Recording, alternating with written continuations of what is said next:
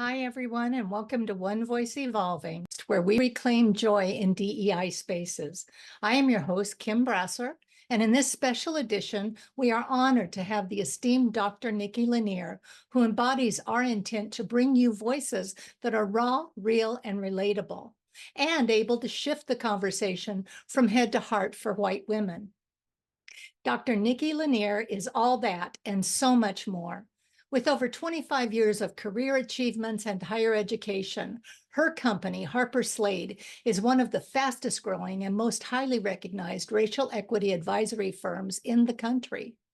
Nikki has also founded 2 global coaching programs, one for inclined white women, which I participate in, who want to become better racial equity advocates in their homes, workplaces, and communities. And the other is a coaching program for professional Black women who are in need of ripening and respite. I know you'll enjoy hearing from this keynote queen, lover of grace and kindness, as she focuses on the stabilization of our economy by helping to create a world where racial equity thrives. Enjoy, like, comment, and share, and be sure to visit our website for additional resources in your journey.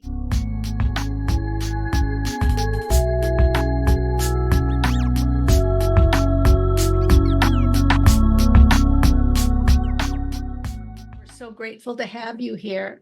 I was just sharing that you did a TikTok last week on grace over gotchas.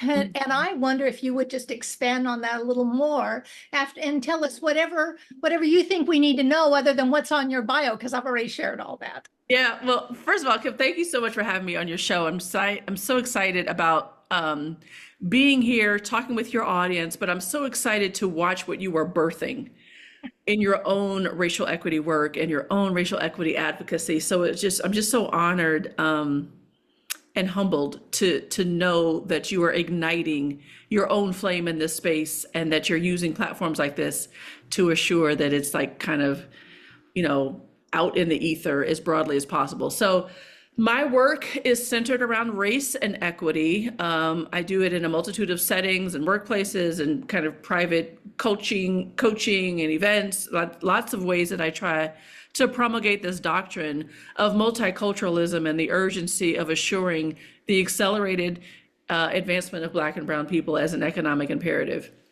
That work falls inside of the DEI ecosystem, even though it's not necessarily DEI. It's more just like we have to figure out racism, and that's probably even harder, a harder nut to crack than DEI.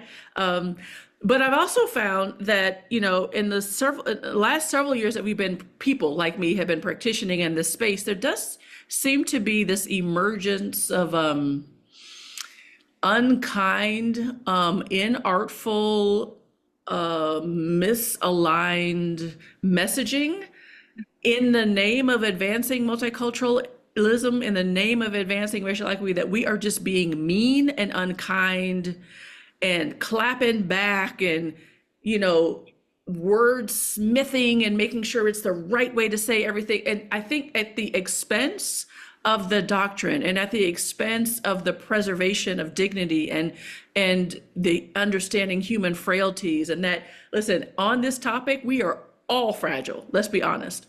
All of us are fragile and all of us are ridiculously emotional. And so we just have to understand that we are dealing with human beings. And on this topic in particular, we really have to be careful with one another. If your outcome is to really soften hearts and to change minds and to introduce new norms and to help people think about new ways of mental mapping people who are different, if you're inviting into a new space of thinking, then your outcome, then your strategy can't be yelling at folks and, and just making people feel bad for who they are and condemnation and sweeping indictments. And so, my value in our company is grace. I talk a lot about the importance of grace. And so grace must prevail over this gotcha culture. And so certainly you've been in enough spaces where, particularly social media, where you can be anonymously gotcha. It's almost like an art form in itself sometimes. And how do you How do you persuade someone out of that and into a graceful place to have a dialogue? I think you, in the same way you persuade anyone. I mean, part of it is what you do. So I tend to ask a lot of questions, and oftentimes asking questions is a really great way to pull out of people an invitation to be introspective. Right. So if I'm asking you, did you really mean it that way? Or did you want to come off in a way that felt like you were being overly critical or criticizing? Did you mean to say these words? Did you want to assure that this person was going to, kind of be alienated from this doctor? Like, what are you doing? So sometimes I ask questions to compel reflection, hopefully. But I think more importantly, my style, my demeanor, my persona, my posture is one that desperately wants to connect on a topic that is so incredibly difficult to talk about. And so I think I work a lot, Kim, on my how I show up, how I use my body, what language I use, how I position, like my eye contact. And so it's important to me that on this topic in particular, people see me as visible and vulnerable, honest and careful. And so that in and of itself invites an exhale. And inside of that exhale, in my opinion, is where magical things can happen around unpacking narratives and presumptions and belief systems. And all of that is very intriguing to me. And so I think that's part of what we have to learn as women, as people who are doing this work well, is really being thoughtful about our own attributes coming into the work so that we're not contravening the work, we're helping to further it. Does that make sense? It does. It does make sense. So when you are face to face or doing a live group, and you've got one coming up in Denver, June 14th, isn't it? Yeah. And so, I met you in Louisville a few months ago when you did your live event there, the RAARE Woman Collective Live, and now that you've taken it on the road. Yes. And so when you go into those, if someone were to come into that event, what can they expect to find in a 3-hour session with you? Yeah. So first of all, the RAARE Woman Collective, there is nothing like this on the planet, nothing like this. And I'm not saying it in a self-serving way. Oh, maybe I am, but I'm just so proud of it. I'm so proud of it, Kim, because listen, the RAARE Woman Collective is a program suite designed to help, support, encourage, undergird, in some ways even protect white women as you are deployed to do the work of advancing racial equity well, right? Preserving relationships and not eviscerating them, and really moving the needle to change hearts and minds or soften hearts and minds on this calcified issue of racism. So RAARE on the Road is a 3-hour workshop, and we delve into why we have to really think about racial equity in the context of economics, which is, part of my background. I'm working for the Federal Reserve. So when we look at the demographic trends and we look at what's happening economically for our country, because Black and brown people have not been able to play fully in the economy. So I want to give white women the context in which to sit their racial equity work outside of social justice, outside of moral imperative, outside of right thing to do. How do they give context to this in a way that can get into the hearing of the people that they're going to be speaking with? I also want to teach, and this will be part of what we'll talk about in Denver and all of our RAARE events, talk about what are the attributes that are important for us to embody. I talked about them a little bit earlier. Things like kindness and sincerity and authenticity and self-awareness and self-control. Understanding your audience, being a student of your audience, and really thinking about outcomes. So this work is not for folks that just want to be led by anger, because you do more harm than good in this space. So if you want to be led by anger and have no ability to manage and control your anger, then the RAARE Woman Collective is probably not for you. And so we talk about that. So we talk about those attributes. And then we also talk about the importance of thinking about this work as a movement, and how to solidly lock ourselves into a movement leveraging 3 Ps. The first is the power that all women have, and like just kind of how we sit in powerful roles, influencing policy, influencing corporation structures, influencing strategy. Like we are in highly influential roles evermore. And so that can be leveraged with a lens toward racial equity. So too can our position, the second P, as women. We are wives and mothers and sisters and daughters and aunties, and all of that has a different seat from which we influence very naturally. But what we also talk about is like what white women have that I will never have is proximity to white men who on the topic of racial equity really must be moved. And as good as I'd like to think that I am in this space, there's no way I can get into your husband's hearing on this topic or someone else's father or mother-in-law or grandma. I can't just show up at your family reunion espousing the benefits of racial equity in a way that you could, but I can teach you how to do it. And so there's something about the trust that comes with that proximity that allows you to get into that hearing in ways that I can't. So those are some of the attributes and some of the things and the promises, if you will, and the outcomes that we talk about in the RAARE Woman Collective body of work in general and the RAARE on the Road specifically. You know, Nikki, one of the things we do is kind of pull back the curtain and talk about, and then there's this part of it.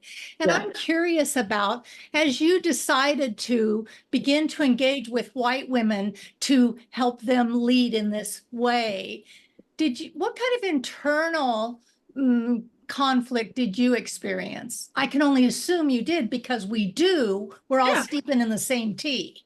Absolutely. Absolutely. I mean, well, first of all, everything that I talked about in terms of these attributes, managing anger is, let me start there, is something that I have to work on constantly, and fear. So I'd say anger and fear that I've held most of my life for white people in general, not necessarily white women.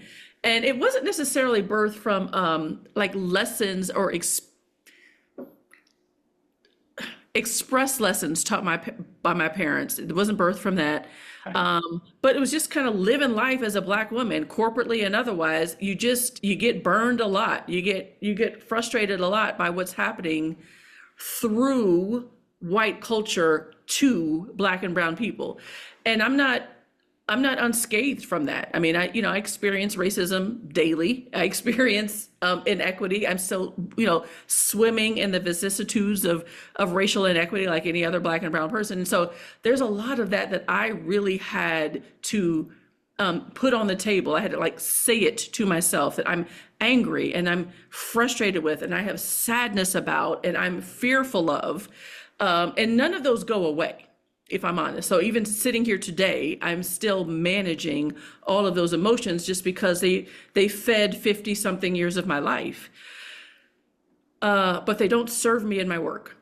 And so that's something else that I had to really also understand. So that means that if this is to be my work, which I believe it will be until I draw my last breath, I see this work as ministry and I'm honored to do it. I believe that God has instructed me to be in this place. So that means I have to be a wise steward over this doctrine, and that my flesh can't contravene the work ahead. So I gotta work on that. And one of my good friends who that we do this work together, her name is Karen Smith. She's a coach with the RAARE Woman Collective, and she's a really good thought partner and accountability partner to really help me assess and reflect when and where I'm showing up in ways that could compromise the work that I'm doing, because I'm not dealing with, some of the frustrations and anger and fears that I might have.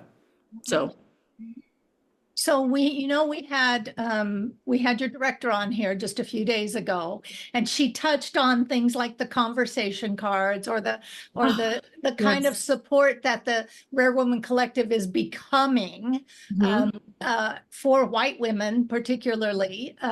And I'm just wondering how, and I saw that you're doing things for professional Black women who need respite, and what was the word you used? It was another R word. Ripening and respite, yeah. Ripening.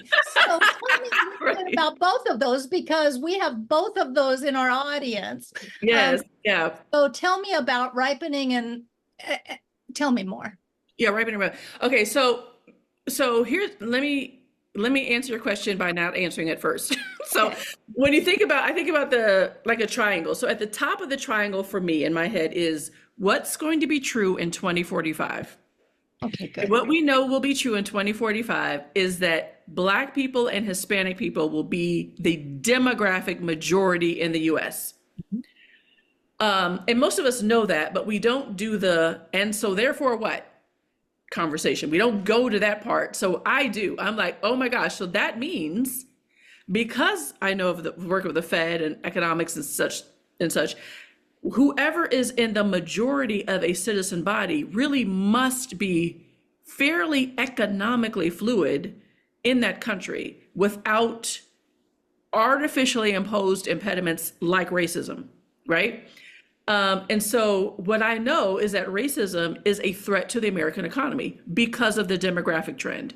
So by 2045, when Black people and Hispanic people will be the majority, there has to be a very different active economic reality. More Black people need to be in the middle class and above. More Hispanic people, households need to be in the middle class and above. Like that has to be true for our economy in order for the basics of our economy to work. The formulas that our economists use for monetary and fiscal policy all presume whoever's in the majority also can have fairly unfettered access to middle class attainment. And that's not true for Black and brown. Okay, so that's what's not answering your question. So to answer your question, so how I back into that is that if the top of the triangle is by 2045, we have to have more Black and brown economic mobility, then I want to help train this part of the triangle, white women, to leverage the fullness of their 3 Ps to help get racism out of the way. Because quite frankly, you're in a better position to do it than I am. Right? Because of that proximity. So you like, and it's a threat to you too, especially given the demographic trend. So it's a threat to white people too. And white women, I think because of our influence, because of your influence, because of your position, because of your power and your proximity, if trained well and supported and encouraged and equipped and supported, you could do that work to help eviscerate racism, get it out of here. Meanwhile, Black women leveraging their differently positioned 3 Ps, still power, still position, and the proximity to the family structure, to the community structure of Black people. Our role now then is to help get our families and our careers and the choices and decisions that we're making now almost into position so that when we become a part of the majority, we can in fact play well in the economy, that we are making the right choices and really thinking about our own preparation and thinking about how we're leaning into the way that we work our work and build our careers and build our companies and assure our children are prepared and that our families are ready for what will be coming, which has never happened in our country's history, is the becoming of to the majority. Like coming to majority is its own preparation ramp. And so I see white women as beautifully positioned to get rid of the impediment called racism, soften that or get rid of it. Black women to pull our families along to help assure the nation's economy, our households, our families flourish in this new normal. So 2045 makes for us a stable world, a stable economy, a stable United States. So ripening is about how are we ripening our mindsets and our understanding of the repositioning of the Black family in anticipation of 2045. And respite is the exhale. It is oftentimes when Black women are pulled into spaces to be given, to have conversations about what else needs to happen, how can we grow, how can we be developed. It's almost from the lens of you got to fix yourself. You're not palatable enough. You're broken in some way. You are not appealing in some way. So it's almost like whenever we're asked to like be corrective or correct, it is so that we can be more acceptable in dominant culture. This is a different kind of repositioning of ourselves, and it's not correction per se, it's redirection. But it allows us an opportunity to, inside of a community, kind of exhale as we're revamping the way that we're thinking about positioning ourselves and our families for 2045. Awesome. That was 3 hours of trying to get that answer out 4 days later. So I'm going to talk about two things in the rest of our time. I'm going to talk about vision and I want to talk about resources. Yes. So let's start with vision. Without a vision, the people perish. You are the visionary. So you have a vision of a world in which racial equity, it thrives. That's Yeah. the word. Yeah. What does that look like? Because we have no experience of that. Tell For me. generations, we've never heard of such a thing, and we can't look at our world and see such a thing. Anarchist. What are you talking about? So the mantra for the RAARE Woman Collective is creating a world where racism can't live. So it's not so much about creating a world without racism. Huh? It's that racism will probably exist in some way, but it's not being fed. It's not alive. It's not flourishing. It's not present in terms of how we discern mattering and human value. It's around here somewhere, but you got to seek it out, right? It's not just in your face and just kind of a part of the background of life's navigation. This is so funny. I'm so glad you asked me this, Kim, because I just did a post maybe yesterday on LinkedIn about finally being able to envision what that world would look like. And you know what I compared it to? Bridgerton on Netflix. I don't know if you've ever seen any of that. I haven't, but now I have to watch it. You got to watch it. And it's this incredible, beautiful society, of course, created by the ever formidable Shonda Rhimes. Mm-hmm. And so this incredibly elite, beautiful British society where Black and white and Asian and Hispanic and Asian Pacific Islander, like all in the same community. And there is no looking askance. There's no side eye. There's no presumption of better or worse that's race-based, right? And so there's lots of commingling of races at the grand balls, and there's just all kinds of multiculturalism on display. And there isn't even a hint of presumption of belonging outside of like, are you in the ton or not? Meaning like you have to have the upper class, whatever. But if you're in that class, you're in. So there's no more auditioning.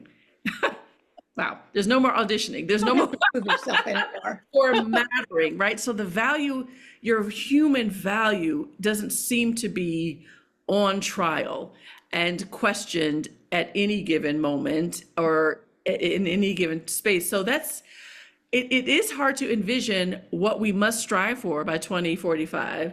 And that's part of what I think makes it very difficult, is because what I'm asking people to help move us toward, or what people who do what I do, not just me, you do this too. What we're asking people to move toward is something that has never been seen in the history of the world. In the history of the world. And yet it must be, lest we be living inside of like something like an apartheid state, where the majority of your citizens just can't play well at all in the fundamentals of the economy, the fundamentals of the political systems, and the social structures of that country, because all of that control is still being held by the minority race. At that point will be white. And so that's called apartheid, right? And so I can picture that too. And so I know very clearly that I do not want that. So whatever the opposite of that is what we're striving toward. Wonderful. Okay, so every time that I interview someone, they have wonderful resources at their disposal, things they think everybody should see, have, do, be, or read. And I will put those up on the website. I've got a resource page on our website after every interview. And so it will be under your name, your podcast, and then your resources. Give me three things that you think are critical learning or critical advancement. And I know that support in your mind is top tier. Absolutely. So talk to me about resources. So one of the resources I'd say is a study that was promulgated by the Federal Reserve. I think it was 2021, and I can't remember the exact name of it, but the San Francisco Federal Reserve promulgated a study that basically outlined the cost of hate, the cost of marginalization based on race and ethnicity. And I think it was like $16 trillion in lost GDP over the last 20 years that's due exclusively to race-based inequity that our country is saddled with. So we could have said differently, we could have realized $16 trillion more in GDP had we finally realized a society that we're now all striving for, the dismantlement of racial inequity. So I would really encourage your readers to take a look at that study, and I'm happy to send that along to you, Kim, if you can't find it. I have it somewhere. Sure. The second is, and this is a little bit more broad, but I because racial equity, in my view, the way that we define it, is so dependent on understanding the structures, norms, policies, rules, and laws governing racial inequity, right? So the fact that it has, for most of our life together as humans in the United States, it's been illegal, sort of, to see Black and brown people as fully human. Right. But most people don't know that because nobody teaches that, right? We just don't teach it, or at least these several states don't want to teach it increasingly, or want to teach it intentionally wrong, which is nuts. Right. So just understanding the fundamentals of Black history, or white history, whatever you call it, the laws, rules, policy, norms, things like Black people were exempted from parts of the GI Bill, redlining, what are housing contracts, Social Security exemption for Black people, just understanding that this isn't about just pull yourself up by your bootstraps. So we don't teach these laws that now give way to modern day race-based inequity residue. Then anytime we're talking about racial equity, we're talking about the dismantling of racism, or Black people need this, or brown people need that. It's easy to see that as they want something for nothing. They just need to pull themselves, make better choices, stop smoking crack. I don't know, whatever the stereotype is, but you don't know. So anyway, so I think whatever there's 13 laws that we teach inside of Harper Slade. You've learned those too with the RAARE Woman Collective, the same 13, but that's out of hundreds of laws. So it's important to find a way to study the laws, not just the Civil Rights Act, the Civil Rights Work, but what laws were in place that required the marginalization of Black human beings. So that's super important. Did you ask me for 3? Because that's 2. I did. That's 2. Yep. Well, anything. So read. I'd say by resources, this podcast and other podcasts where we're talking about this, and the work that's birthed from the RAARE Woman Collective and the projects that come from the RAARE Woman Collective. Get involved in RAARE, that'd be wonderful, and or a similar program if you can find one. I don't know that there is one, but just make the decision to shift your mindset and have your new mindset reinforced with fair regularity, so that you can really authentically persist in your racial equity work, because we exist in a world where the momentum and the inertia will pull us out of it if we're not careful. Because of what we talked about at the top of the call. People are tired, people are beleaguered, people are frustrated, people are mad, and they're just like, screw it, I'm over it, I'm not doing any of it. But in order to stay the course, you really have to be focused and disciplined in your mindset. And so that's part of what the RAARE Woman Collective offers. Well, and that's what the idea of conviction or ministry or purpose or passion is, a place for you to come back and center when you're tired and exhausted and beat down. Amen. To say, I have a bigger calling. There's a big reason I'm doing this, and that's your exhale. That's your exhale. That's your exhale. That's right. So I love it. So that's all of my questions for today, but I've loved having you. Is there any parting thoughts you'd like to share with our listeners? No, I just wanted to tell you again how proud I am of you and how excited I am to see this come to fruition. I know that you've been talking about this for a while, and that you have been about the business of advancing racial equity in various ways in your own way, Kim, for a long time. I'm just so happy to have you as a part of the collective, and you are an exemplar. And I'm just really excited about this. And I just pray that everything works out and that you're able to really see this expand, as I know is consistent with your vision. Yeah. Well, our vision. That's right. That's right. All right. You have a wonderful holiday weekend, Nikki, and I will see you in the RAARE Collective. Yes, ma'am. Take care. Thank you. Okay. Bye, hon.